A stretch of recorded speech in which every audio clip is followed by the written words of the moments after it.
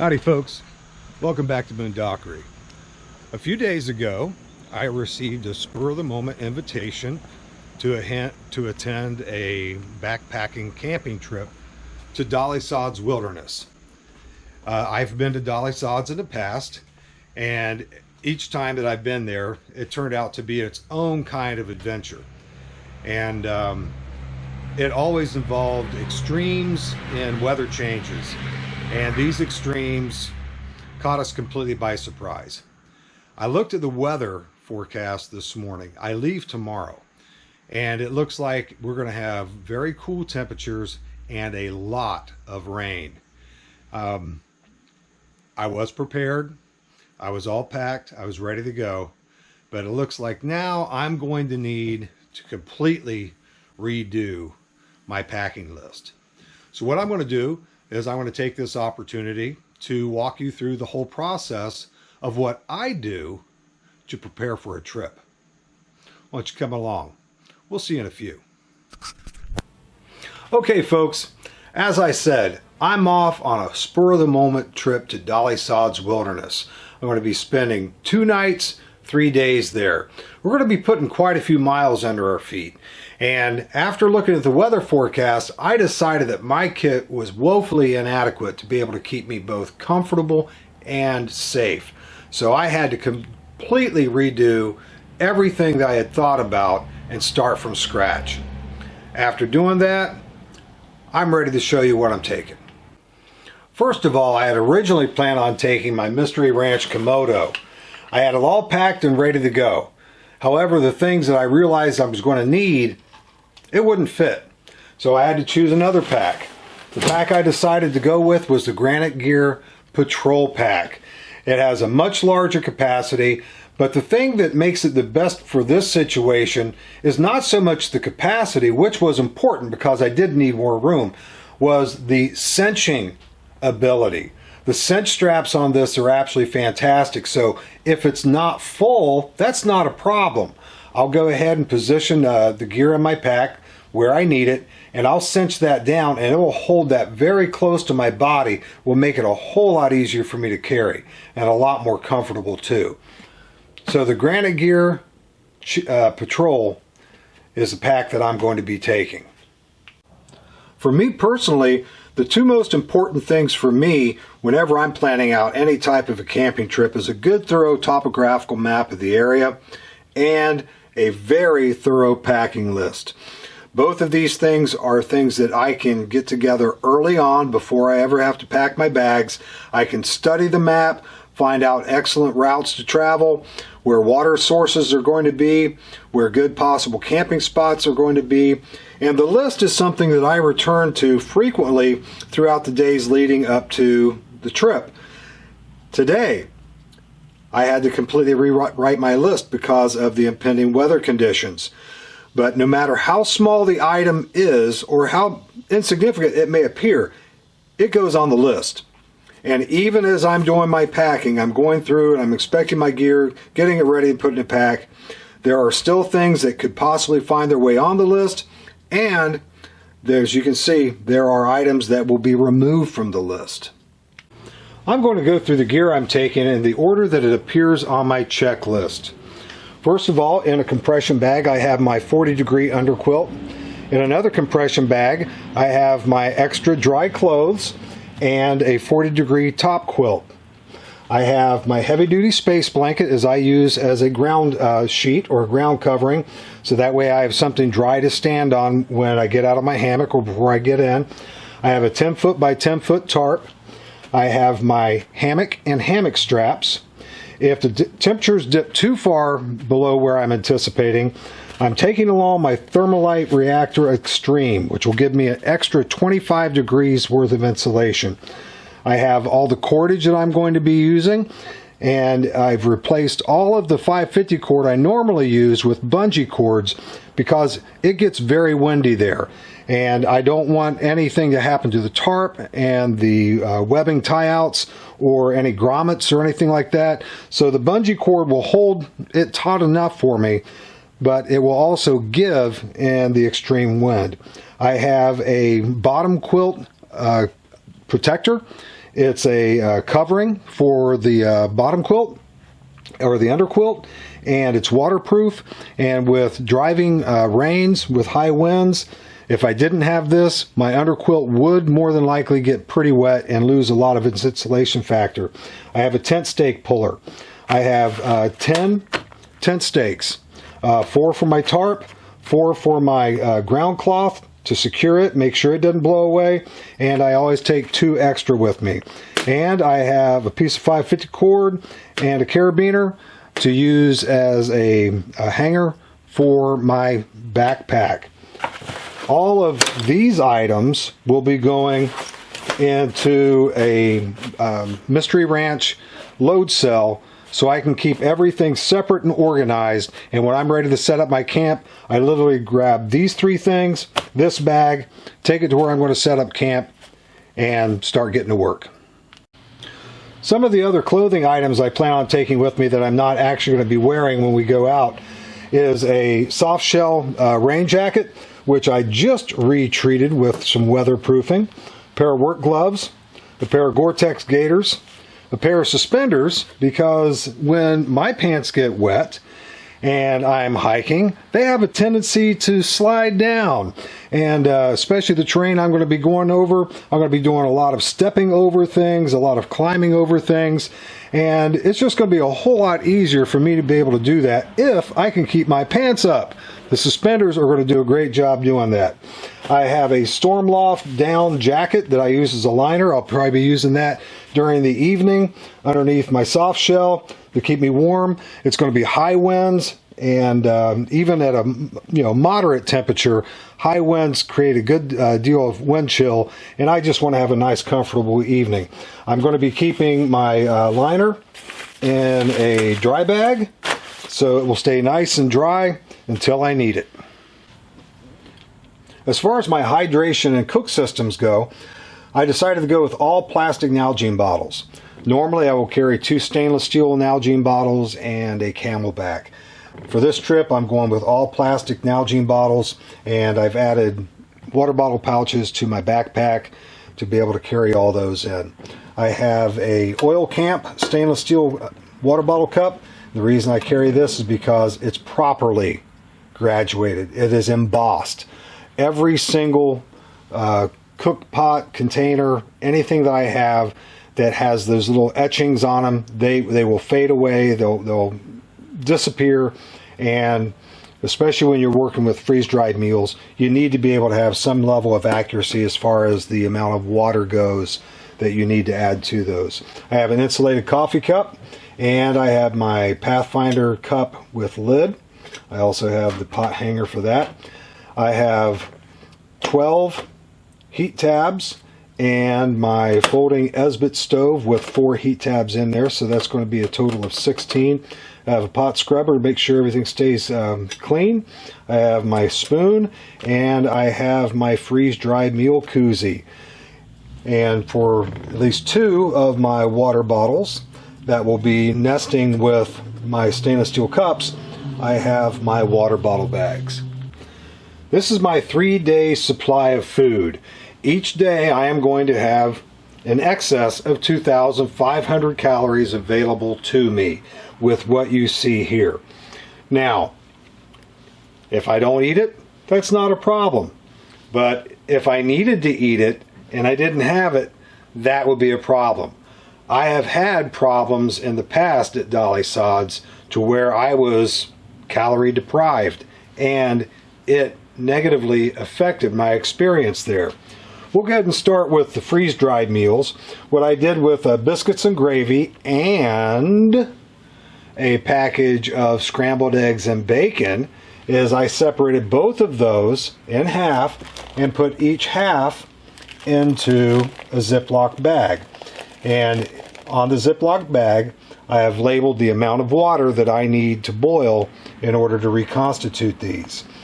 Just like when I was in the Army and all we had to eat were C rations, we did a lot of different things to try to break that up, sort of add something to it. It could be Tabasco sauce, it could be mixing in something else with the meal just in order to make it look and taste just a little bit more appealing to break the monotony of having the same types of food every single time you go out. So I actually put some freeze-dried bacon inside these as well. So I'm going to have like a smorgasbord in a bowl as far as my breakfast meals go. And I've done the same thing with the supper meals. It was chili mac with beef.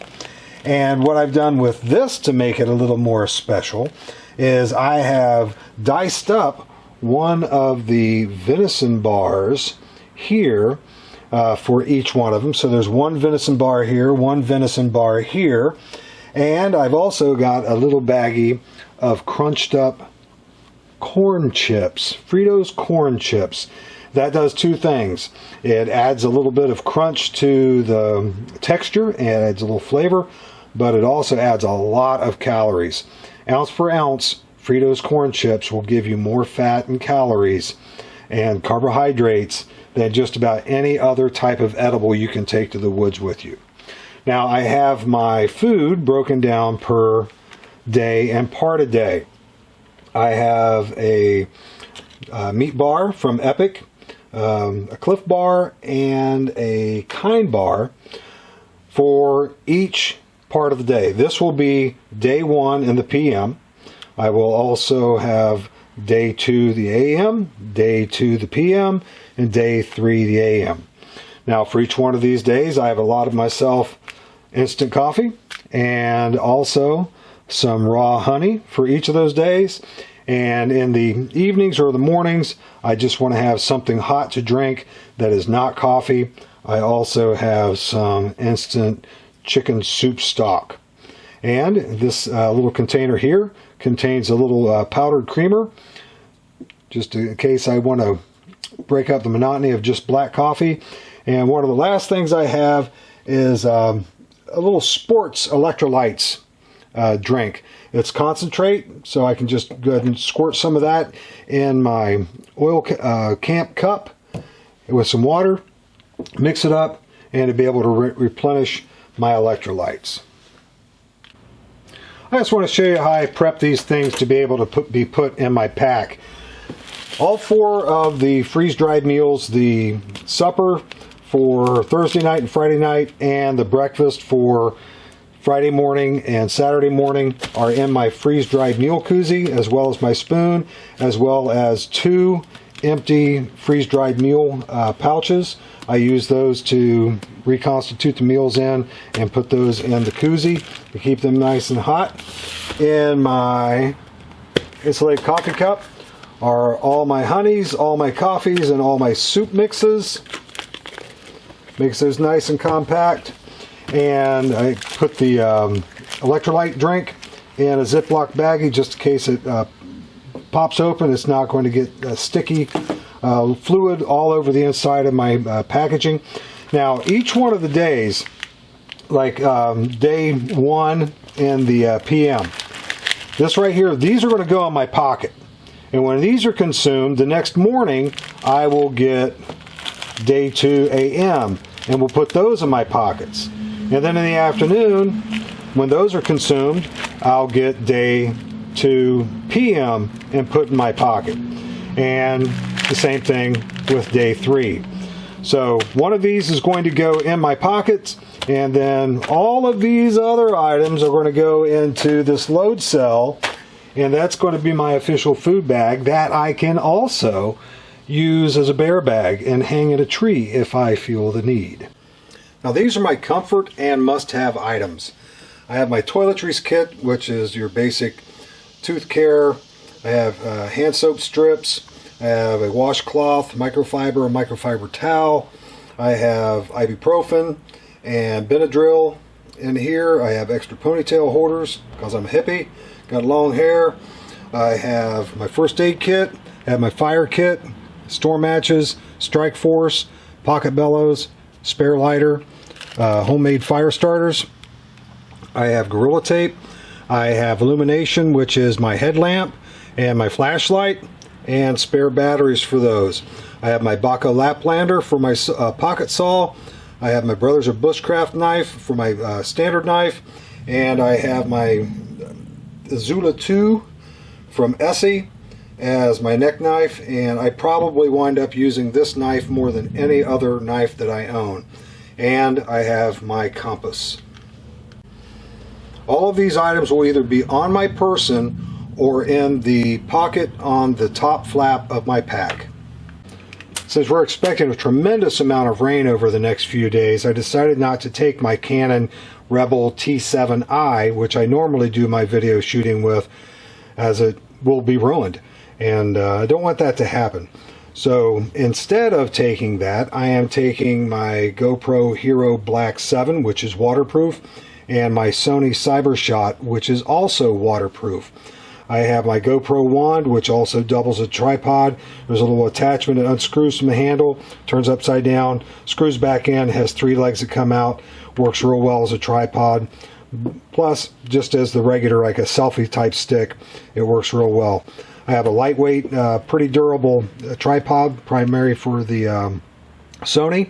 I have all of my GoPro batteries here, which will be in this semi-hard case, as well as all the batteries I need for my Sony and a smaller semi-hard case, and 2 attachments for my GoPro should we want to do anything anywhere around or in the rivers or streams that are there. I have a flotation device, and if I want to use my regular tripod with my GoPro, this attachment will allow me to do that. All of these items will go into a dry bag and into the main compartment of my pack.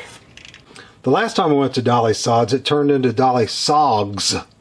It was very soggy, very rainy, and when we were up on the main ridges, the elevation was such that we were literally walking in the clouds, so visibility was practically non-existent. And I decided this time I'm going to be taking a couple of my GPSs, which are the Garmin Rhino series. I have an older model here, a newer model here. That way I can give one to another person that's in our group, so that way we actually have radio communications with one another, as well as an outstanding way to navigate should visibility be an issue. One of the last items I'm going to share with you that I am taking with me are trekking poles. I think that these are probably one of the most important things that I am taking during this outing. The terrain at Dolly Sods Wilderness is extreme. Most of the trails are nothing but loose, uneven rocks. That is not an exaggeration. Walking on those things is treacherous. If you have bad ankles or bad knees, it could do you in very, very, very quickly. These right here are something that I have missed tremendously over the past several months as I've been shooting my videos. My hands are usually filled with camera equipment, so I don't have hands available to use my trekking poles. Trekking poles, I found out, turns a bipedal creature into a quadruped. It helps with carrying loads, it helps with balance, it helps with stability, it helps with climbing up, it helps with climbing down. These have turned into something that I think is a must-have for anyone that does any amount of hiking or serious cross-country camping. Now it's time to get this thing loaded. In loading this, I need to consider 2 things. One of which is load distribution. The other thing is priorities of access. What things do I need to access first once I get to camp? And as far as that goes, I feel the most important thing I need to access is shelter, especially considering the weather conditions that we're going to be enduring over the next few days.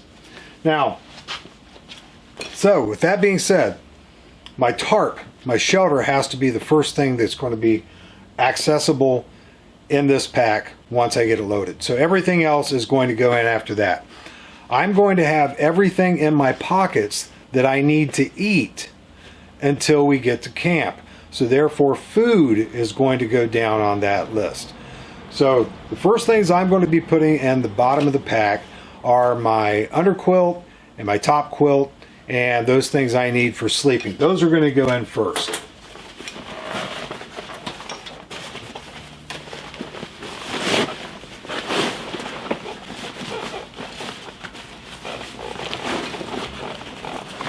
I have undone all of my cinch straps, unsnapped them, so I'm going to get this thing loaded however I need to without any worries whatsoever of it interfering with cinching the pack. Got pretty much all my sleep system in there minus the tarp and the items that are in here, the hammock and all that good stuff. This is my food. It's going in next. Won't be accessing that until supper after I get camp set up. Next thing is my storm loft liner. Goes in there. Then the rest of my camp. Now the thing that I need to access the most as far as priority, in my humble opinion, is my shelter. It is now on top. So the first thing that I can grab is right there on top. Go ahead and close the top up. And because I'm using load cells, you can use any type of bag or anything else like that to compartmentalize things inside your pack. It just makes things so much easier to put in your pack, take out of your pack, take to wherever you need it, and do whatever you need with it, and then put it all right back into that load cell or bag and bring it back and put it right back in your pack. And in the top pouch, I'm going to put, well, before I snap that, I'm going to put my must-have items and quick access items in this top pouch.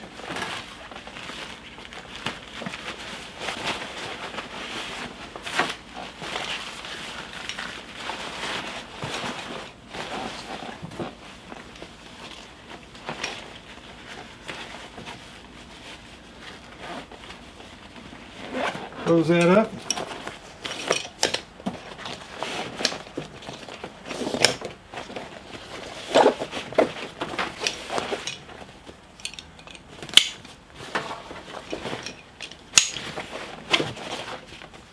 Don't want to cinch those all the way down yet because I still need to do the side cinches, but holds it in good position.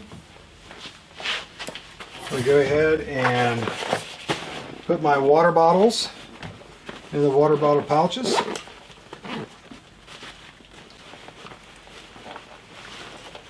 I have already attached my carabiner to the exterior, so wherever I get to where I'm going and I need to hang my pack, I just take that right off of there and hang it up.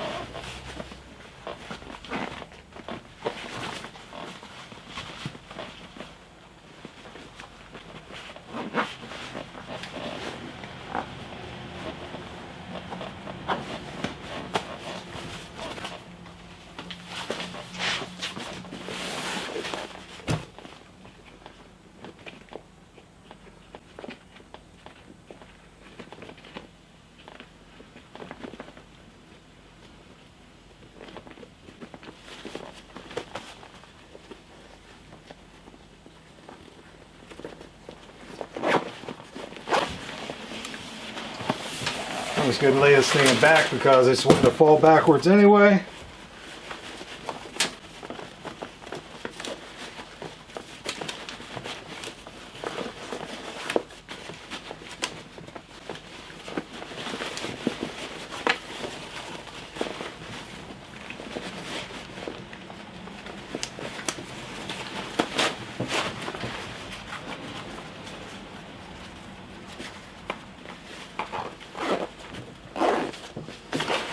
The other hydration pouches filled.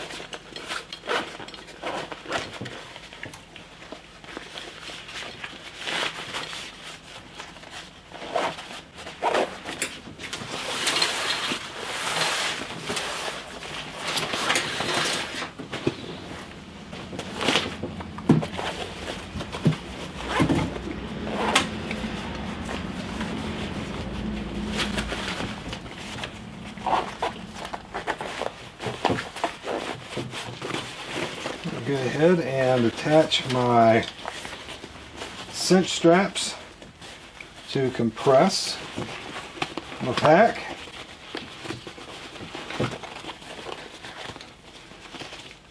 While I'm doing that, I'm going to go ahead and unsnap my top flap. That way I get a good, even and consistent compression.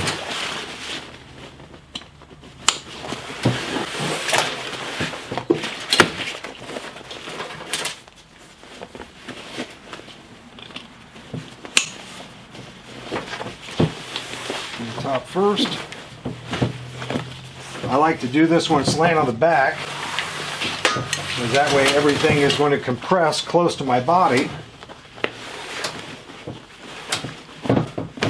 exactly where I want it to. Top flap.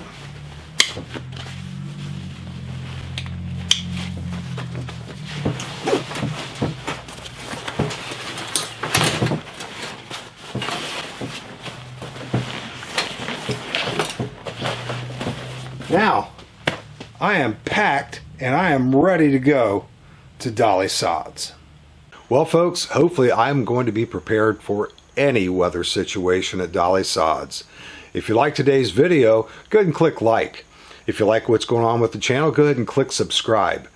If you like what's going on, you're already a subscriber, hit the notifications bell. That way you can stay up to date on all my new videos. As always folks, thanks for watching. And I'll see you next time.